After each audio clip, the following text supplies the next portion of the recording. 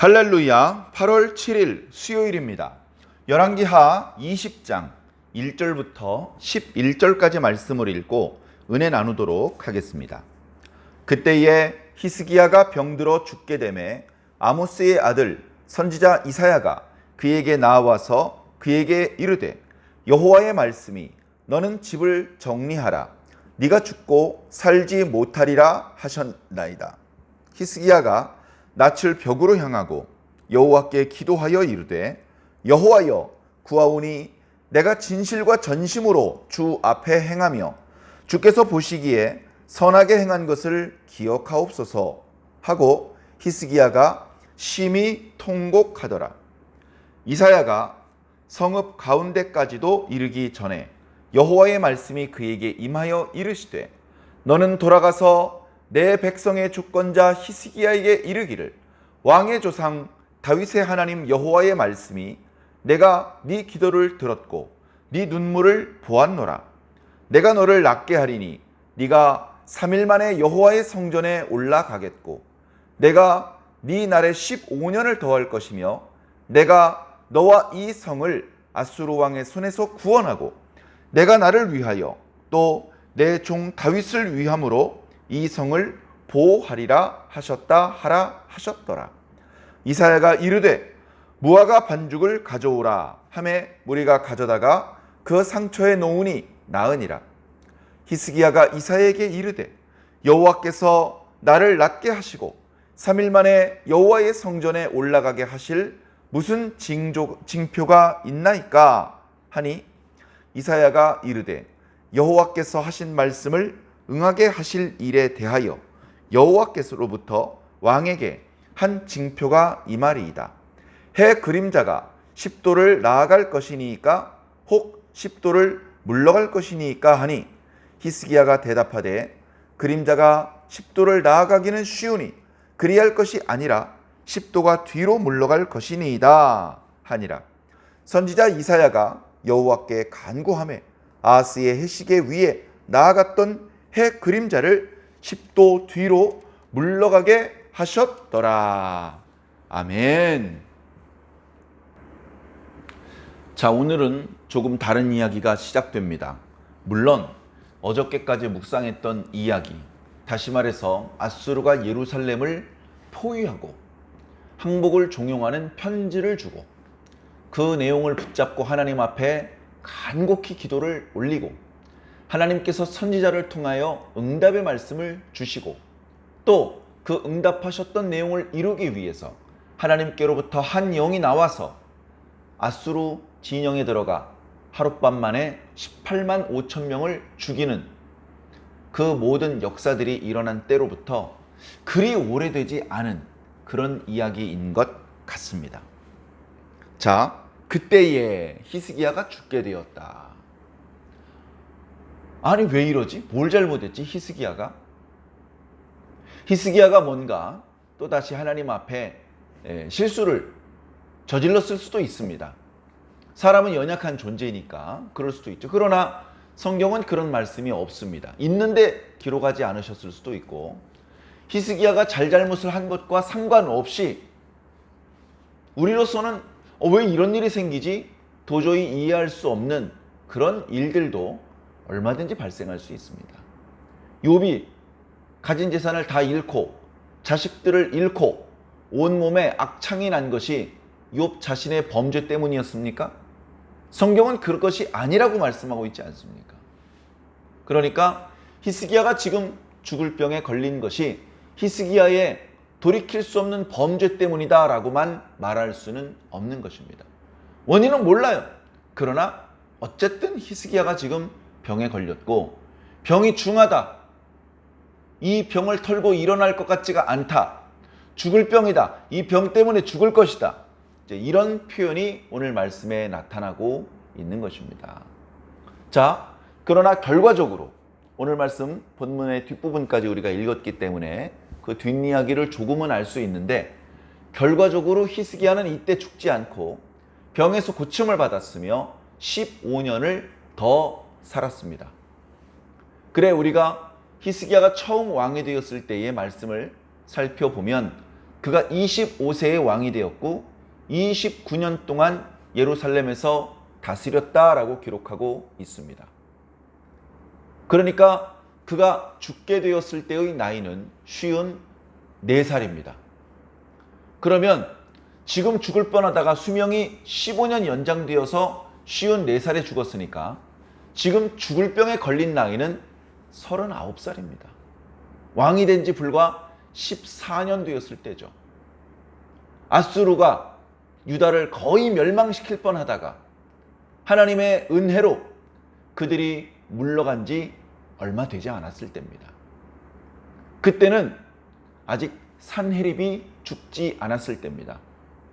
산헤립의 입장에서 생각해 본다면 갑자기 18만 5천 명이 죽었습니다. 전염병 때문인지 뭔지 원인은 알 수 없지만 위험한 상황이기 때문에 무리하게 유다를 공격하는 것을 계속하지 않고 본국으로 돌아갔죠.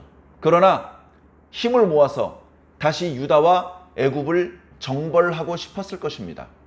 지금 당장은 아수르 군대가 물러갔지만 아수르의 국력을 생각해 볼 때, 그들의 어떤 호전적인 성향을 고려해 볼 때 그들은 언제든지 대군을 몰고 유다를 또다시 침공해 올 수 있는 가능성이 있는 상황이었습니다. 히스기야는 그래도 아수르가 물러가 있는 사이에 전열을 다시 가다듬어야 됩니다. 아수르에게 점령당했던 46개의 유다 성읍을 돌면서 유다 백성들을 위로하고 그들의 민원을 접수해서 그들의 삶을 개선시켜 주어야 되고, 그리고 또다시 아수르가 몰려오게 됐을 때 대응할 수 있는 군대를 육성하고 요새를 건설하고 해야 될 일이 많죠. 그런 것들로 고심하고 있을 때 중한 병이 든 게 된 것입니다. 예전에 아합의 아들 아하시야는 중한 병이 들었을 때에 에글론에 가서 바알세붑에게 자신의 병이 나을지 물어봤겠지만 하나님 앞에 신실했던 히스기야는 당연히 하나님께 여쭤보았을 것입니다. 당대의 선지자 이사야 선지자에게 사람을 보내어 기도를 부탁했을 것이고 자신의 병에 대해서 하나님께서 뭐라고 말씀하시는지 여쭈어 보았을 것입니다. 그런데 이게 웬일입니까? 이사야 선지자를 통해서 전해받은 하나님의 말씀은, 야, 너 집안을 정리하는 게 좋겠다. 아들들끼리 다툼 일으키지 않게 후계자를 미리 정해놓아라. 자, 역사적으로는 히스기야의 뒤를 이어서 므낫세가 왕이 됩니다. 55년을 다스립니다. 근데 지금 이 중병에 걸렸을 때에는 아직 므낫세가 태어나기도 전입니다. 어쩌면 히스기야에게 후계자로 삼을 만한 아들이 아직 없는지도 모릅니다. 그러면 자기 친족을 찾아봐야 됩니다. 동생일, 사촌이 중에 임금할 사람이 누가 있는지. 죽기 전에 미리 후계자를 정해 놓아야 안 그래도 힘든 나라의 성편 가운데 내란이 일어나거나 여러 가지로 혼란이 일어나는 일을 예방할 수 있기 때문에 그렇죠. 그래서 야, 히스기야야, 네 집을 정리하도록 해라. 유언을 남기도록 해라. 후계자를 미리 세우도록 해라. 왜냐하면 하나님의 말씀에 네가 죽고 살지 못할 것이다 라고 하셨기 때문이다. 야, 지나가는 똥개가 야, 너 못 살 것 같아, 너 죽을 것 같아, 지나가는 똥개 같은 사람이 말을 해도 기분이 나쁠 겁니다. 그러나 농담하는 법이 없는 여호와의 선지자가 진지한 목소리로 하나님의 말씀이라고 하면서 전해준 그 말씀이 너는 죽고 살지 못한다, 그렇게 말씀하셨을 때 그야말로 낙심천만이었습니다. 히스기야가 기댈 수 있는 것은 하나님밖에 없습니다. 의원을 믿겠습니까? 우상을 믿겠습니까? 애굽이나 아수르를 의지하겠습니까? 하나님밖에 의지할 데가 없어요. 지금까지도 문제가 생길 때마다 히스기야는 하나님께 기도를 올렸습니다. 하나님께서 히스기야의 기도를 외면하지 않으셨어요. 나한테는 하나님이 있어. 하나님께서 도와주실 거야. 하나님께서 살려주실 거야. 그런 소망을 품고 있었는데 하나님의 말씀이 히스기야야, 너는 죽게 될 거야, 이렇게 말씀하시니 그때 히스기야가 느꼈던 절망감은 우리가 감히 짐작하기 어려울 것입니다. 젊은 사람들 표현대로 멘탈 붕괴가 일어났을 것입니다. 자, 멘붕에 빠졌을 때 인간은 여러 가지로 반응할 수 있습니다. 허탈하게 초점을 잃은 눈으로 멍을 때릴 수도 있을 것입니다. 아니면 자기가 믿었던 하나님이 자기를 살려주지 않으신 것에 대하여 분통하게 생각하고 원망을 쏟아낼 수도 있을 것입니다. 자, 그런데 히스기야 왕은 기도하는 방법을 선택했습니다. 사랑하는 성도 여러분, 우리 그리스도인들이라고 해서 고난이 없는 것이 아니다는 말씀은 이미 여러 차례 드렸습니다. 우리가 이해할 수 있는 고난, 우리가 도저히 이해할 수 없는 고난이 우리들에게 찾아옵니다. 파도 뒤에 또 다른 파도가 있는 것처럼 끝없이 밀려옵니다. 자, 그 파도들이 우리들의 몸을 때리고 우리들을 아프게 하고 힘들게 할 때에 어떻게 반응을 할 것인가? 파도 자체가 오지 않게 할 수는 없습니다. 파도는 옵니다. 바람은 붑니다. 가뭄도 올 수 있고 겨울도 올 수 있습니다. 그러나 그때마다 우리가 어떤 반응을 보이느냐에 따라서 더 큰 복을 받을 수도 있고 그동안 쌓았던 공로를 다 까먹고 오히려 책망을 들을 수도 있음을 주의하셔야 될 줄로 믿습니다. 히스기야는 기도하는 방법을 선택했습니다. 막말로 하나님께서 자기를 버리셨는데 그 하나님의 옷자락을 다시 한번 잡아당기기로 결정을 한 것이죠. 인간적인 관점에서 보면 찌질해 보일 수도 있습니다. 야, 하나님은 이미 널 버렸어 임마. 왜 또 걷다 대고 그냥 또 기도를 하고 있어. 멍청한 녀석. 야 임마, 배알도 없냐? 세속적인 관점에서는 그렇게 말할 수도 있을 것입니다. 그러나 히스기야는 그런 세속적인 관점 따위는 신경 쓰지 않았습니다. 하나님께서 사랑한다고 하시고 잘했다고 칭찬해 주시고 축복을 주실 때에도 하나님 품에 안기는 것이고, 하나님께서 화가 나시고 몽둥이를 손에 들고 계셔도 그래도 하나님 품에 안겨야 되는 것입니다. 버려지더라도 그래도 하나님의 이름을 부르고 하나님 품에 안겨야 되는 것이죠. 히스기야가 기도합니다. 결과적으로 또다시 히스기야의 기도가 하나님께 상달되었어요. 또다시 하나님께서 히스기야의 기도를 들어주셨어요. 그래서 우리가 기도하면 히스기야를 빼놓을 수가 없는 것입니다. 오늘 말씀이 히스기야는 그렇게 길게 기도하지 않습니다. 히스기야의 기도의 내용을 들어보면 병을 고쳐주시옵소서, 살려주시옵소서, 생명을 연장시켜 주시옵소서, 이런 기도하지 않습니다. 히스기야의 기도가 항상 응답을 들었고 복을 받았기 때문에 많은 사람들이 히스기야의 기도에 대해서 주목합니다. 우리도 마찬가지로 관심이 많습니다. 어떻게 기도하면 응답받을 수 있을까? 이렇게 기도하면 된다. 공식은 없습니다. 기계적으로 이렇게 하기만 하면 저렇게 돼. 그렇게 자동적으로 되는 것은 아닙니다. 첫 번째는 기도의 방법보다는 기도하는 사람의 마음가짐이 중요할 것입니다. 그 다음에 기도를 겸손하게 지혜롭게 하나님의 마음을 움직이고 하나님의 심금을 울릴 수 있는 그런 방법으로 기도를 올리는 것이 좋겠죠. 오늘 말씀을 보면 히스기야가 하나님, 과거에 제가 하나님 앞에 진실하게 전심으로 행하지 않았습니까?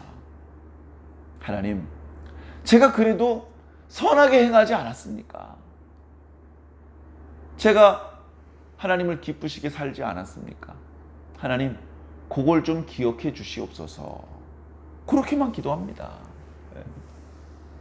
제가 선하게 하나님 앞에 행했던 것들을 기억해 주시옵소서. 개역 한글판을 보면요, 추억해 주시옵소서라고 표현하기도 합니다. 하나님, 제가 하나님 앞에 연약한 모습도 보여드렸습니다. 더러 실수한 적도 있습니다.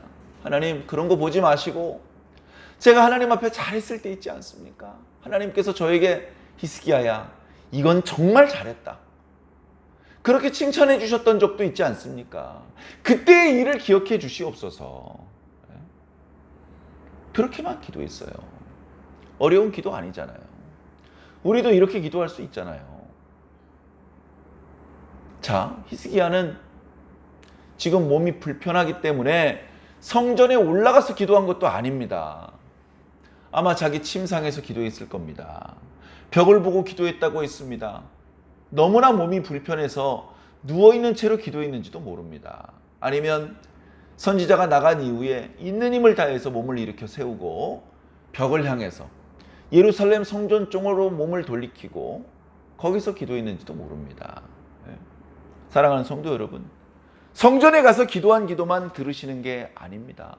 물론 아수르 군대가 예루살렘을 포위했을 때는 성전에 올라가서 기도했어요. 올라갈 수 있으면 올라가서 기도하는 것이고요. 그게 도저히 안 될 때에는 자기 자리에서 하는 것입니다. 무릎 꿇고 두 손 모으고 기도할 수 있으면 그렇게 하십시오. 그러나 도저히 그렇게 할 수 없는 상황도 있을 수 있습니다.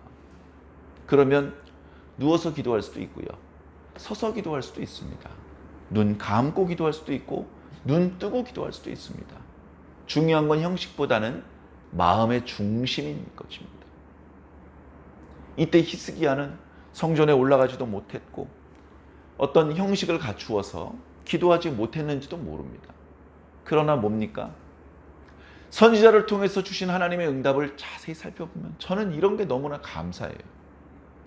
이사야야, 빨리 다시 히스기야에게 돌아가서 내 메시지를 전하도록 해라. 히스기야야, 내가 네 기도를 들었고 네 눈물을 보았다. 너무나 감사하지 않습니까? 그저 잠깐 기도했을 뿐이에요. 그리고 기도하다가 감정에 복받쳐서 눈물을 쏟았을 뿐이에요. 대단히 무슨 잘한 게 아닙니다. 내가 아쉬우니까, 내가 속상하니까 울었던 것 뿐인데 하나님께서 그걸 보셨다는 거예요. 자, 이사야 선지자가 네 집을 정리하라, 네가 죽고 살지 못할 것이다, 그렇게 말하고서 왕궁을 빠져나왔겠죠. 그리고서 예루살렘 성내에 있었습니다. 이제 성문 밖으로 나가서 이사야는 자기 집으로 갔을 것입니다. 그런데 그 성을, 예루살렘 성을 빠져나가기도 전에 하나님의 말씀이 선지자에게 임했다라고 기록하고 있습니다. 그렇게 된 것을 보면 아마도 히스기야 왕은 이사야 선지자가 방을 빠져나가자마자 기도를 시작했던 것 같습니다. 여러분, 기도하고 응답받고 싶으십니까? 즉시 기도를 시작하십시오. 즉시. 상황이 교회에 갈 수 있는 상황이 아니야. 교회까지 가고 그럴 여유가 없어. 기도의 내용에 따라서 급박한 기도도 있지 않습니까? 즉시 기도하십시오. 즉시. 무릎을 꿇을 수 있으면 좋고 안 되면 서서라도, 걸어가면서라도 기도하십시오. 하나님께서 다 듣고 계시고 다 보고 계십니다. 히스기야만 보시는 게 아니고 오늘 우리들도 보십니다. 오늘 우리들의 기도도 들으시고 오늘 우리들의 눈물도 보고 계신 것입니다. 내가 너를 고쳐주겠다. 네 병이 나을 것이다. 네가 건강한 몸으로 다시 성전에 올라갈 수 있을 것이다. 네 몸이 회복되는 데는 3일밖에 걸리지 않을 것이다. 네 수명에 15년을 더해줄 것이다. 그리고 아수르가 다시 침공할 것이 걱정되느냐? 내가 나와 다윗을 위해서 유다와 예루살렘을 반드시 지켜줄 것이다. 병만 고침받은 게 아니고요. 수명도 연장되고요. 나라가 안정될 것이라는 약속까지 받았습니다. 그 잠깐의 간절한 기도, 그 기도가 하나님께 상달되어서 큰 복을 받은 것이죠. 자, 이어지는 말씀을 보면 선지자가 무화과 반죽을 가져오라고 합니다. 무화과 열매를 따서 적당하게 말립니다. 그래서 그걸 뭉치죠. 무화과가 워낙 달콤하고 당분이 많기 때문에 마치 건포도처럼 끈적끈적해집니다. 그래서 그걸 뭉쳐서 덩어리로 만들어서 보관을 하기도 하는데, 그것을 반죽으로 만들어 가지고 마치 연고를 바르듯이 히스기야의 몸에 난 상처, 그 상처가 어떤 외상에 의해서 난 상처인지 감염에 의해서 난 상처인지 그건 잘 모르겠습니다. 어쨌든 상처 난 부분이 있었는데 그 자리에 발랐더라. 그랬더니 치료가 되었더라. 에헤, 괜히 기도했네. 아이, 무화과 나무 반죽만 그거 하면 되는 거였어? 아이, 그걸 몰랐네. 그게 아니죠. 무화과가 원래부터 그 병을 치료하는 약이었던 것이 아니고, 그 무화과를 반줌으로써 하나님께서 그 병을 치료해 주신 겁니다. 무화과 열매가 치료한 것이 아니고 하나님께서 치료해 주신 것이죠. 우리는 그 부분을 정확히 알고 하나님께 감사할 수 있어야 됩니다. 무화과 반죽의 치료로 조금 회복이 되었던 히스기야는 이사야 선지자를 통해서 전해드린 하나님의 말씀에 또 큰 감동을 얻었습니다. 힘을 얻었습니다. 그리고서는 선지자에게 물어봅니다. 혹시 제 수명이 연장될 거라고 말씀하셨는데 이거 보통 일이 아닌데 정말로 말씀하신 대로 이루어질 것이라는 징표가 혹시 있을까요? 자, 이 징표와 관련돼서는요, 히스기야의 아버지 아하스를 이야기하지 않을 수 없습니다. 그때는 아하스 왕이 요청하지도 않았는데 이사야 선지자가 찾아갔습니다. 찾아가서 왕이시여, 애굽을 의지하실 필요 없습니다. 지금 아람과 북이스라엘이 공격해오는 것이 두렵습니까? 그것은 연기나는 부직갱이나 마찬가지입니다. 여러분, 이 나무 토막이 단단해도 불에 넣어서 숯대기가 되고 나면 쉽게 부스러지는 연약한 토막이 되지 않습니까? 그런 거랑 마찬가지. 연기나는 부직갱이라는 것은 불에 탄 숯덩어리나 마찬가지라는 것이죠. 별로 힘이 없다, 무서워할 필요가 없다는 뜻입니다. 아람과 북이스라엘은 연기나는 부직갱이일 뿐입니다. 그러니 애굽을 의지할 생각하지 마시고 아수르를 의지할 생각하지 마시고 하나님을 의지하십시오. 그랬더니 네, 알겠습니다. 이사야 선지자가 보니까 하나님의 말씀을 전해 주었는데도 아하스 왕은 하나님을 전심으로 의지하거나 하나님의 말씀을 신뢰하는 것 같지 않습니다. 하나님께서 말씀하시기를 징표를 구하라고 하셨습니다. 무슨 징표를 요구하든지 그대로 보여줄 것이다. 그래서 지금 한 이 예언의 말씀이 그대로 이루어질 것이라는 징표가 되게 할 것이다 라고 말씀하셨으니 징조를 구하십시오. 그렇게 이야기를 했을 때 아하스는 구하지 않았습니다. 제가 무엇이간데 여호와께 감히 징조를 구하겠습니까? 저는 징조를 구하지 않겠습니다. 그래서 그때 이사야 선지자는 왕께서 징조를 구하지 않으셨기 때문에 하나님께서 직접 징조를 보여주실 것입니다. 처녀가 잉태하여 아들을 낳고 이름을 임마누엘이라고 할 것입니다 라는 말씀을 그때 주셨습니다. 자, 징조를 구하는 것은 불신앙의 표본이 될 수도 있습니다. 야, 말씀하시면 그냥 믿어야지 뭘 징조를 구해. 그렇게 우리가 생각할 수도 있거든요. 그런데 오늘 말씀을 보면 히스기야는 자기 부친 아하스와 달리 적극적으로 징표를 구하고 있습니다. 징표 좀 보여주세요. 징표 보여주셔야 제가 확실하게 믿을 것 같아요. 그러면 징표를 구하는 것이 불신앙의 표현이라면 선지자를 통해서 하나님께서 책망하셨을 겁니다. 말씀을 읽어보면 전혀 책망하지 않아요. 옳거니 잘하는도다. 그럼 징표를 구해야지. 이런 느낌입니다. 네, 말씀하신 대로 징표를 구할 것입니다. 어떤 징표를 보여드릴까요? 일형표에, 그러니까 해시계의 그림자가 앞으로 나가는 게 좋을까요? 뒤로 나가는 게 좋을까요? 왕이 원하시는 대로 될 겁니다. 일형표의 그림자가 앞으로 나아가는 것은 죽음으로 가까이 나아가는 것입니다. 그 반대로 가는 것은 죽음에서 멀어지는 것이죠. 병이 치료되고 생명이 연장될 것이라는 상징이 될 수 있겠죠. 그래서 히스기야는 그 그림자가 뒤로 물러나는 것을 선택을 합니다. 이사야 선지자가 기도합니다. 하나님, 히스기야 왕이 징표를 구하는데 해 그림자의 그림자가 뒤로 10도 물러가는 것을 구합니다. 주여, 징표를 보여주시옵소서. 그때 다 보는 데서 왕하고 이사야 선지자만 본 것이 아니라 아마 전 세계 사람들이 보았을 겁니다. 이령표의 그림자가 뒤로 10도 물러났다. 지구가 아주 잠깐이지만 반대 방향으로 자전을 했다. 그랬다가 다시 제 방향으로 자전을 했다. 과학적으로 상식적으로 이해하기 어려운 모습입니다. 그러나 하나님께서는 징표로 그런 일을 보여주셨습니다. 그 징표를 보고 히스기야는 확신했겠죠. 아, 내 병이 확실히 낫겠구나. 하나님께서 말씀하신 대로 내가 15년을 더 살겠구나. 감사하도다. 그래, 이사야서 말씀을 보면 또 하나님을 찬양하는 말씀도 있고 그렇습니다.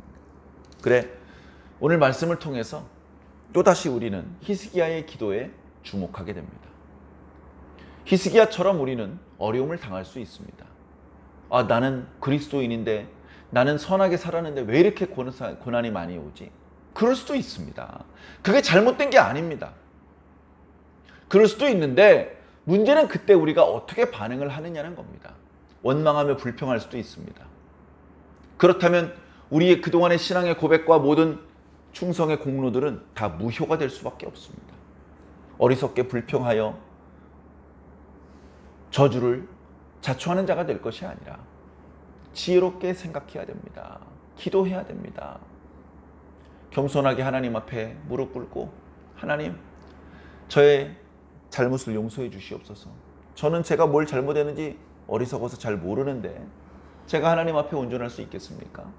제가 기억해내지 못하는 잘못들까지도 하나님 다 용서해 주시옵소서. 제가 부족함이 많았지만 제가 하나님 앞에 정직하게 행하던 시절도 있지 않았습니까?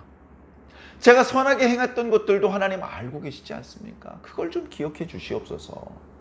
그렇게 겸손히 기도했을 때 하나님께서 히스기야의 기도를 들으시고 그의 눈물을 보셨다라고 말씀하시면서 히스기야가 구하지 않았던 것까지도 하나님께서 축복해 주신 것을 오늘 말씀을 통해서 봅니다. 하나님께서는 히스기야뿐 아니라 오늘 우리들도 보고 들으시기 때문에 우리들의 일상의 시간을 통해서도 하나님 앞에 신실하게 살아야 됩니다. 막말로 하나님께 주여, 제가 하나님 앞에 선하게 행한 것을 기억해 주시옵소서라고 기도하려면 평소에 선하게 살아야 됩니다.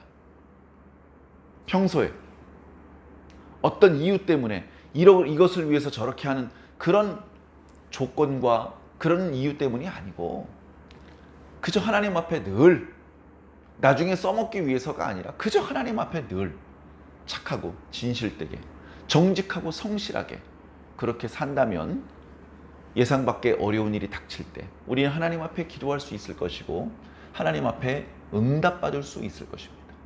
오늘 하루도 그렇게 주님과 동행하는 행복한 하루가 되시기를 예수님 이름으로 간절히 축원합니다. 아멘.